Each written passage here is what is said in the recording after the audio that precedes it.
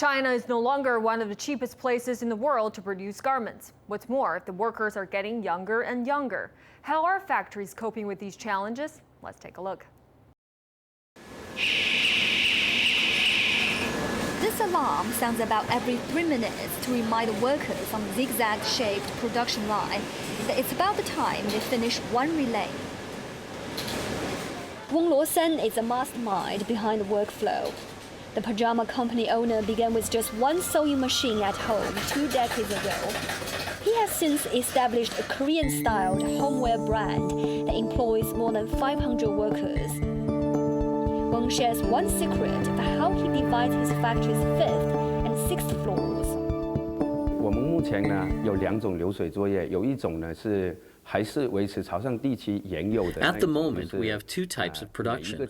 One is the traditional approach in the Shantou, Shantou region, where every worker completes one piece of clothes from beginning to end.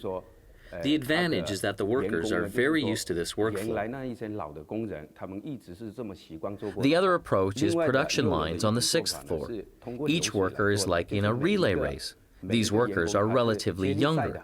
This approach achieves higher efficiency. 相对来说，他的员工呢比较年轻。 But Wang is unwilling to rush his skilled workers on the 5th floor into doing simpler jobs on the 6th. He intends to spend 2 years making that move. 很多的制衣行业都存在着一个问题哈，中国的。I believe many industries in China face the problem of employment shortage. For our clothing industry, we don't want to lose this group of skilled workers. Only when the portion of young workers born in the 1990s increases will we complete the transition to production lines. However, people born in the 1990s don't just work for a living. 25-year-old Lin Xiufen spends her days on the 6th floor. She does the job from 8 a.m. to 9:30 p.m. every day and takes off 2 days a month. She earns the regional monthly average of about 3,000 yuan or $500 and sends 2,000 yuan to her parents. Lin's dream is to become a fashion designer, yet the biggest problem she faces is dating. 现在就是不认识的人，那像那些阿姨啊，你一跟她说这个年龄，她等一下就说可以找个男朋友，可以结婚了，这样子。It's Wednesday evening at another pajama factory in Chaonan County. It's payday, so most workers are enjoying an extra evening off. Manager Wu Hanfeng has been with the factory for more than 20 years. He says it's customary for factories here to provide workers with free meals and dorms. Our cost of labor has increased by at least 40 to 50% in the last 5 years. In fact, the numbers show that China is no longer one of the cheapest places to produce garments. The minimum monthly wage here far exceeds that of countries like Bangladesh, India, and Cambodia, places that are attracting more and more factories.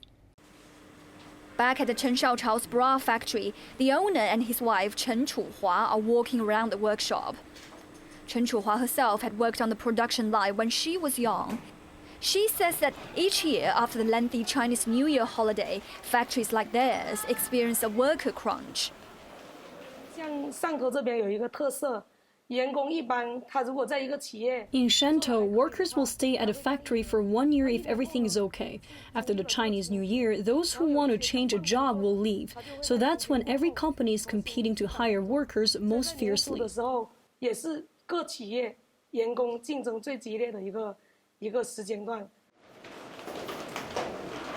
Chen says her company tries to hire workers by offering attractive pay and benefits.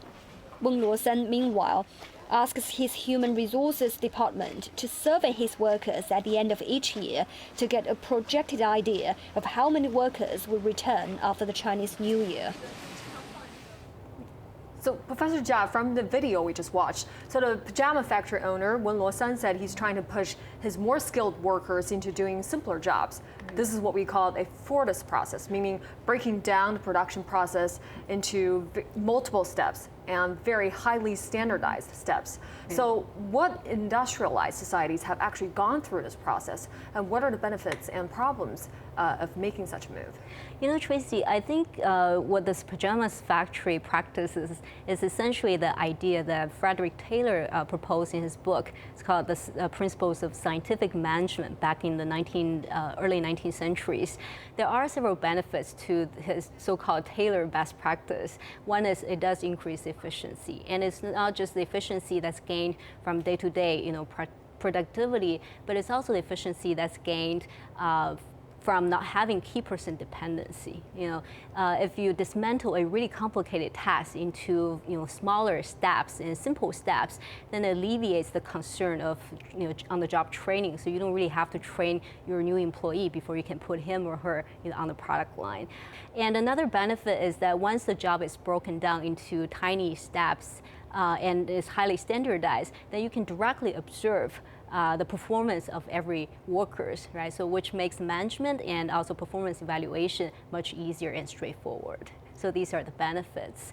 In terms of the downside, I think the so-called Taylor's best practice does encounter a lot of criticism and pushbacks. Perhaps the biggest criticism is the fact that with this approach, it doesn't really motivate workers, right? So Taylor's practice is actually at odds with a lot of current other practices that includes, for example, MBO, management by objectives, or continuous improvement initiatives, right? So these approaches actually focus more on individual accountability and responsibilities, and they seek to push decision-making through all different levels of the organization. So the idea here is you should give your worker as much autonomy as possible and allow them the flexibility to choose the best practice for situations on hand. So another issue with the so-called Taylor's best practice is potentially high setup cost.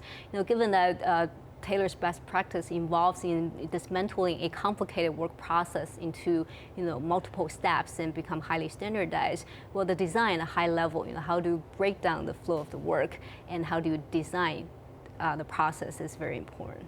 Well, Professor Jia, speaking of human resource management, how should they effectively motivate and retain their young workers? Right, Tracy, I think this is a great question.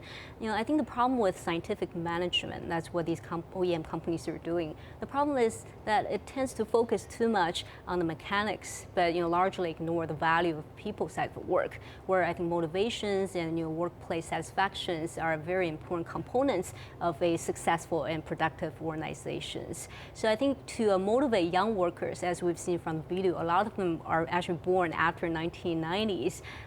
You need to engage them not only physically, but also mentally, right? Try to incorporate their knowledge, their background, their experience into the best practice. And I think a lot of the young workers in China nowadays, they're motivated not just by money, but they are also motivated even more by how interesting this job is and whether or not they're able to find a sense of fulfillment or a sense of accomplishment in this job. I see.